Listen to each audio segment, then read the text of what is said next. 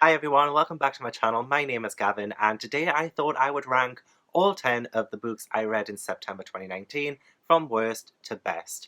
Now, you may know this, but I'm not really a big fan of doing wrap-ups because I talk about each of these books more in depth in my vlogs.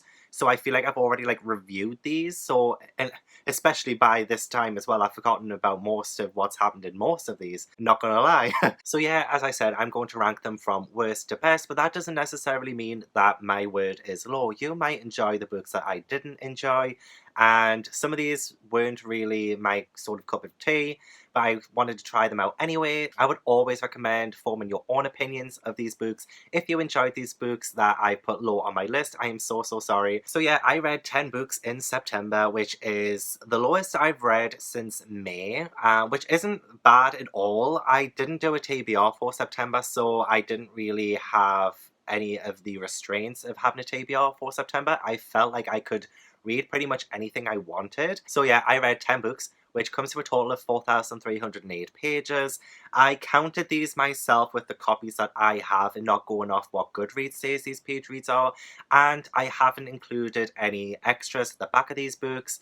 I've literally stopped the page count from where it says the end, because two of these books actually have a lot of extras at the end, so I didn't include those in my page count. And I do rate my books out of 5, and the average rating for September is 3.75, which isn't too bad, but it is a little bit on the lower end, because a lot of the months this year have been at least 4 or above, but it actually isn't the lowest average month for me, if that makes sense. So I will get started with this sort of 10 book ranking. And at number 10 is Cosmo by Carlie Sorosiak with a rating of 3.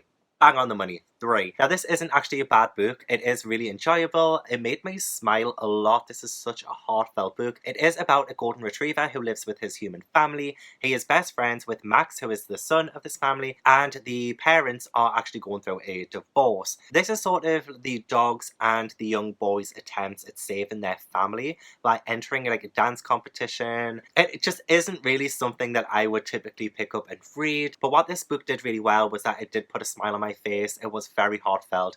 It is no Marley and Me, thank God. I love the idea that this was told from the dog's perspective. The relationship that this dog has with his family, his human family, is just so touching, and I love it very much. I love animals, like all animals. Even though I'm a cat person, I do love dogs as well. But I must admit, as I was reading through this book, I was starting to feel like I was caring less about the story and the story outcome.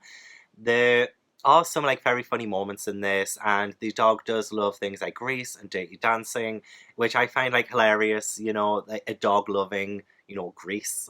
John Travolta and Olivia Newton-John. And, you know, he does make commentaries on it, which maybe is a little bit unbelievable, but at the same time, you know, if you're looking for pure escapism, a really genuinely heartfelt story, and especially a middle grade children's book, then this is definitely the one for you. But unfortunately, with it just being a 3, this is at the bottom of my September 2019 wrap-up. And then just slightly above Cosmo is Our Castle by the Sea by Lucy Strange with a rating of 3.05. Now this story is during World War II, and it follows a young girl and her family who live in a lighthouse by the sea.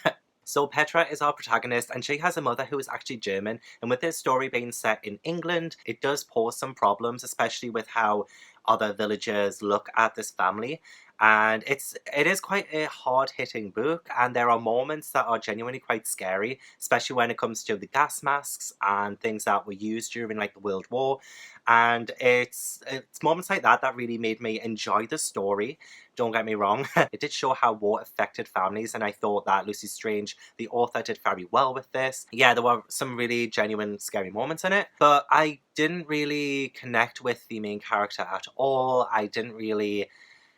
I liked the story well enough, but it wasn't a story that really stuck with me. So I'm now struggling to remember specific moments of how things got to a certain point, because there is actually a sort of villain in this who is unmasked by the end, but it felt very like a Scooby-Doo kind of villain. It just felt a little bit unrealistic. Even though this is a children's book, it is sort of bordering on the kind of fantasy element, because there is also a story of these 4 stone statue things that these were actual people, and you can sort of hear them on a nighttime, but it's kind of you know, you're led to believe that it's just the wind and things like that. So it does border on that fantasy element, but a lot of it's explained, so it doesn't really explore it that well.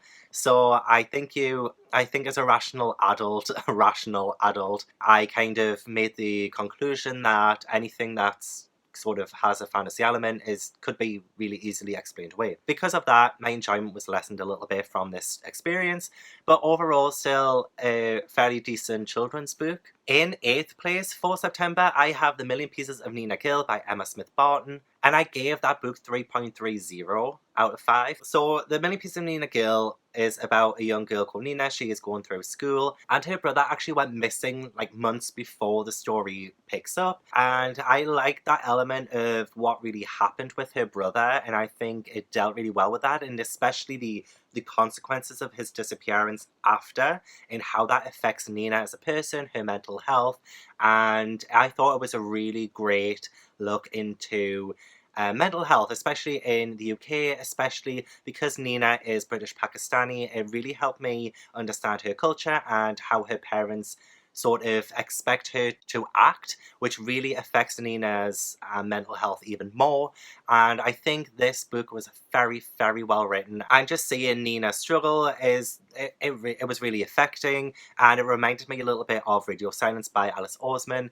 But I found the writing to be a little sort of repetitive, especially at the start of the book. I didn't really I didn't like the characters, to be honest. I wasn't really taken by them. I thought Neena was very well developed, but outside of Neena, I didn't think that a lot of the characters were developed enough. I didn't care about the romance. I thought it was really cliche. But other than like sort of like these struggles and her search for the truth behind her brother's disappearance, felt like a little bit disjointed at times. So I didn't kind of really connect. A lot of people do love this book, and it does have great representation in it. I believe it's a known voices book, so I would recommend it if you're looking for a really good book with some really good mental health representation in there. But for me, again, it's just not really my thing. I'm not really a big fan of young adult contemporary. It has to really blow me away. And unfortunately, this one didn't really blow me away. But 3.30 is still a really respectable rating. So yeah. And at number 7, which really surprised me, is The Testaments by Margaret Atwood, which I gave 3.40. I lowered my original rating from a 4-star to a 3-star because I round it. So like anything I give, like say between 2.5 and 3.4, I round it to a 3, and so on and so forth. So I lowered it from a 4 to a 3, specifically a 3.40. I'm really surprised by this because I was really excited for The Testaments. I read The Handmaid's Tale last year, and I loved The Handmaid's Tale. I thought it was brilliant. I gave that 5 stars. So I thought at least a 4-star would be apt. And I think when I originally gave a 4-star, I felt obligated to give a 4-star because I loved the first one so much. But time really affected this for me, and the more I thought about it, the more I realised it didn't deserve 4 stars. I think Margaret Atwood still writes very beautifully. I think she's got a great writing style, and I love seeing the idea of Gilead in her story because she has a way of presenting it as rather scary and true. But The Testaments kind of broke down everything I loved about The Handmaid's Tale and kind of kicked it out the window because I thought I was enjoying the story for the most part, and for the most part I did. But, okay, I'm not going to make any sense with this. Should I explain what this is about? Sorry. This is years and years after the events of The Handmaid's Tale, and it follows 3 different perspectives, each of them female, about the world of Gilead, where men pretty much rule and women have little power, and it's all been like stripped from women. They can either be aunts or handmaids or eco-wives or things like that. Not good at explaining books, even though I've read it. Jesus Christ. Anyway, this is a sequel anyway, and I can't really explain much about it without spoiling it. But there was only really one perspective out of 3 that I enjoyed, and that was one of the aunts, who I'll not name by name because that could be a spoiler. But the story kind of broke apart about halfway through because there were twists in this, but every single twist you could have predicted from like chapters before, so nothing shocked me. This made the scary idea of Gilead and the fact that it could be real really weak, and it eliminated all of the things that I feared about Gilead from The Handmaid's Tale. It gave us too much. So after The Handmaid's Tale, I was like wondering what would happen next and things like that. But you know, when a book comes out and it like explains too much, this is that book. And I mentioned it in my vlog where I review this book that I think this is one of those cases where, like a horror movie, if you explain too much about the horror movie killer or the villain, then it removes a lot of the ambiguity and the mystery around that killer, and it makes it more human, and it kind of takes away what makes it scary in the first place. In the most case, I don't think that applies to every single horror movie, but it happens to things like, say, the original horror movie villains like Michael Myers and things like that. This is kind of like, in a book form, it kind of ruined Gilead for me. It kind of ruined the idea of this terrifying society. But yeah, I'm sorry, but this was extremely predictable.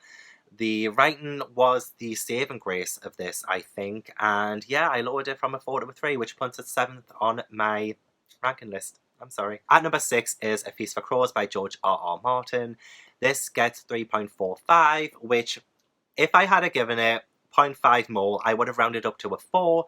But I didn't think it was a 4-star read, but it wasn't exactly like too much of a 3-star read. This is like high-end 3-star, because I did really enjoy this, despite kind of most of it being like a lull and being boring for me personally. This one followed A Storm of Swords, which A Storm of Swords is very action-packed, and if you saw any of my previous videos, you'll know that that was a little bit too much for me, but I still kind of enjoyed those stories, and I thought there was enough there for me to love.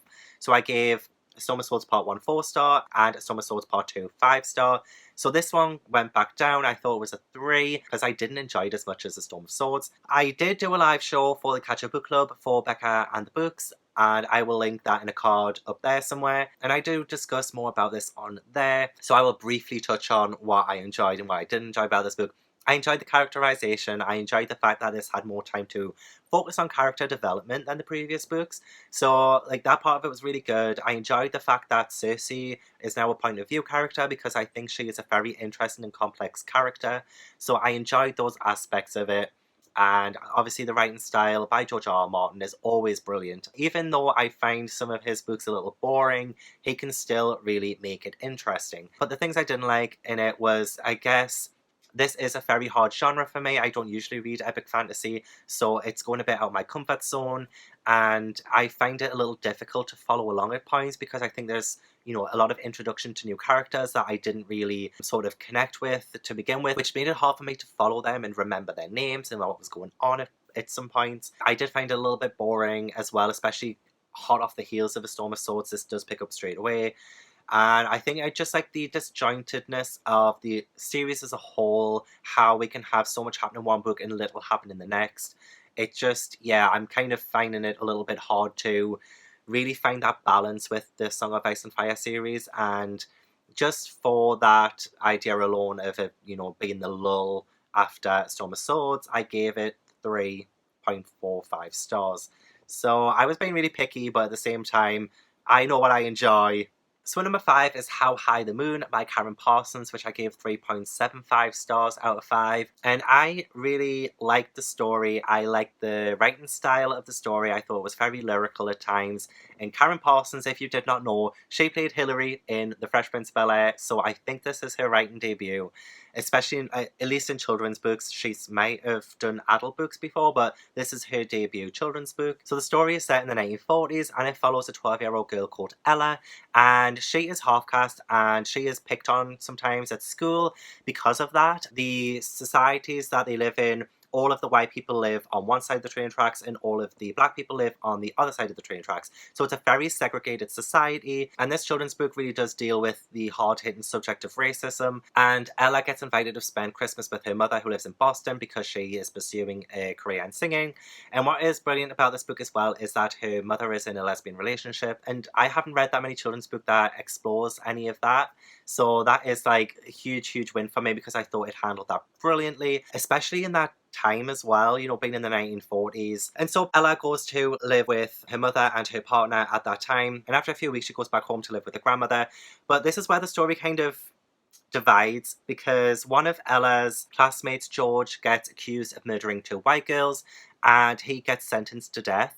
And he dies by the electric chair, which in a children's book is very hard-hitting because it's also based on a true story. It's based on the story of George Stinney, who was accused of murdering 2 white girls. So George was forced by the police to give a confession. They starved him. He wasn't allowed his family to visit him.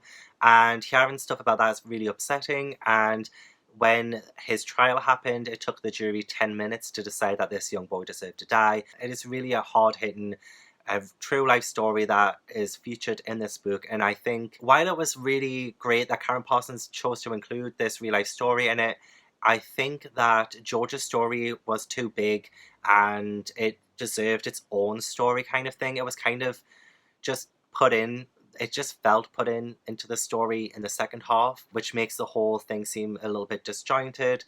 But I still gave it 3.75 because I think it's a beautifully written book. I think it deals on a lot of important issues. And yeah, I think I think it was a really good one. At number 4 is Stephen King's Cujo, which I gave 3.90. This took me so long to finish reading because I picked it up at the end of June, stopped reading at the start of July, and then only finished in September. So this is, I think, maybe the 5th Stephen King book I've ever read, and it is one of his good ones. I do enjoy reading his classic stories. I think he is such a great storyteller. He can literally write about eating cereal and make that sound interesting. So in the same regard, I find him a little bit like George R.R. Martin, who can make mundane things seem quite interesting just through his writing style. So this story is about a young dog called Cujo. It's not young. This story is about Cujo, who is a dog, and he gets bitten by a rabid bat, and he ends up getting rabies. And this turns him into this vicious psycho killer dog. A mother and her young child are trapped in a car with Cujo outside, and most of it is spent in her car and her attempts to kind of escape. That's like the main chunk of it. There are side storylines and there is a bit of domestic stuff going on as well, which I didn't really care for. So that kind of prevented me from giving this like above a 4-star really. This is all literally one chapter because it's not divided in chapters, which really threw me as well. I love me some chapters, but this has no chapters. Like, it made it hard for me to know when to stop reading. Overall, I think the story wasn't as interesting as a lot of Stephen King's other ones that I've read personally. Overall, I just didn't think it was as captivating as other Stephen King books. To be fair, a lot of this was genuinely terrifying, and that is why I read Stephen King's books, to get scared. And it can take such a real life situation, like something like this could actually happen, and he really enhances it. I think there is a lot of suspense here as well, and again, like, this was one that I read a few weeks ago, so I'm kind of losing my memory of it. I did read it right after reading Cosmo as well, which was more uplifting, and this one was more, you know, about killer dog, and the other one was about dancing dog. So I kind of needed that contrast there. But I enjoyed it overall. I still think Stephen King is a fantastic writer. At least in his older works, I haven't read any of his newer stuff. So I'm still holding on to this idea of Stephen King being one of the greatest horror writers of all time. At number 3 is Northern Lights by Philip Pullman, which I gave 4.20. This is the first book in the His Dark Materials series. This was actually the first time I ever read this, and it's been like such a classic at this point that it's really surprising that I haven't read it yet, but I did, and I really thoroughly enjoyed this. I love Philip Pullman's writing. Again, like, I'm talking about a lot of these writers' writing style. I loved Lyra. I think she's a fantastic protagonist. She is so smart, so clever, and she also has this like little demon, which is like a human soul, and they're kind of like companions, and she has her demon. I keep wanting to call him Pandemonium, but he's not called Pandemonium. I think it's like Pantaleimon, if you pronounce it that way. There is a BBC adaptation coming, so I'm looking forward to that. And it does follow her sort of adventure, where she is put into the care of Miss Coulter, who is this really shifty sort of lady. There is this whole setting of the gobblers, and children going missing, and why are they going missing? There's the mysterious dust, and Lyra meets some characters along the way. Again, not really good at explaining stories, I'm sorry. One thing I didn't really enjoy that much about this is that a lot of it is set in a compound kind of facility for some of it. and I just found that took away some of the fantasy element of this, because I don't like it when stories are contained to one place. I mean, I don't mind if the setting is genuinely interesting, but after a while, this particular setting kind of lost my interest, and I started to feel less of this being a fantasy. Yeah, I didn't enjoy that part of it, but it was really interesting to see what these gobblers were doing with these children, and it was really interesting that way, and it did lead to some great moments as well, and it showed Lyra as a really clever protagonist. So I think Lyra is probably like one of my favorite characters in the books that I've read recently as well. Some things towards the end that really shocked me, and now I can't wait to read the next one. I just think this is like a fantastic world that Philip Pullman has set up, and I genuinely enjoy his writing, so yeah. And at number 2 is A Gathering of Shadows by V.A. Schwab, which I gave 4.65, which is such a high rating, but I decided that I enjoyed A Darker Shade of Magic a little bit more. Gathering of Shadows, it is the second book in the Shades of Magic trilogy, and it's like set in a world where there are people with magical powers. Again, not explaining things very well, but we do follow Kel, who is a very powerful magician, and Lila. I was going to say Lyra there because of Northern Lights, but Lila, who is actually another character I really love. And I'm not going to say anything about Lila that might be a spoiler for the first one, but this one does feature this sort of magical tournament, which really gives this book a little more urgency and made things really, really interesting, especially towards the end when this tournament's getting in full throttle, and you really do see these characters under pressure, and you learn more about them and their capabilities. Again, the character, I think V.A. Schwab makes some of the best characters. I really enjoy Kel, I enjoy Lila,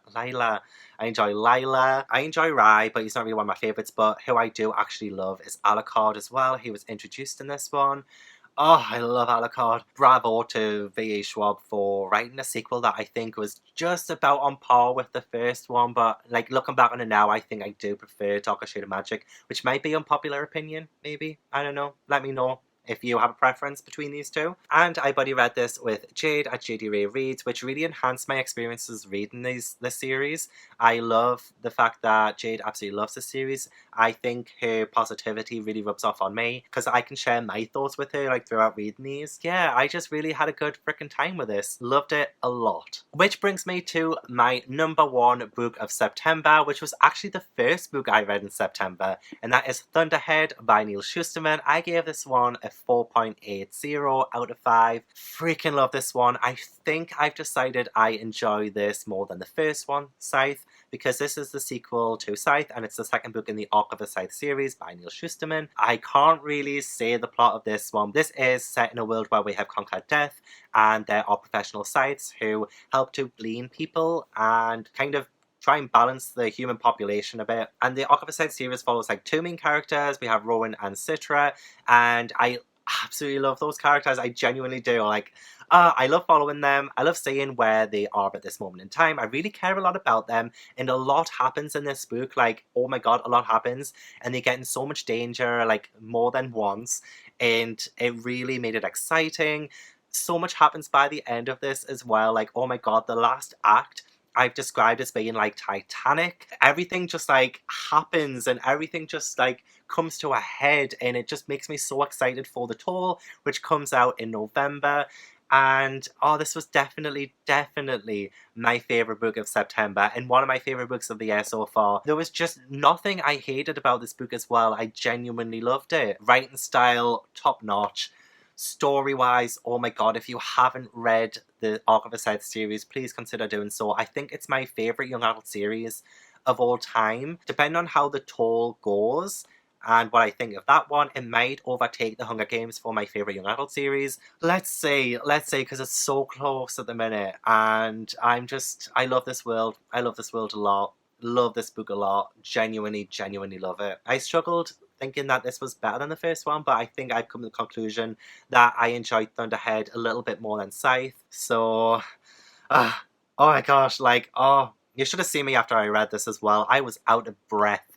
This is a kind of book that literally punches you right in the gut and leaves you breathless.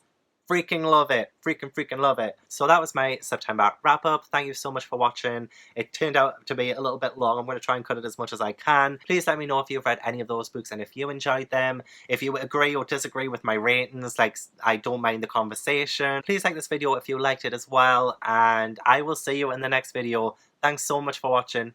Bye.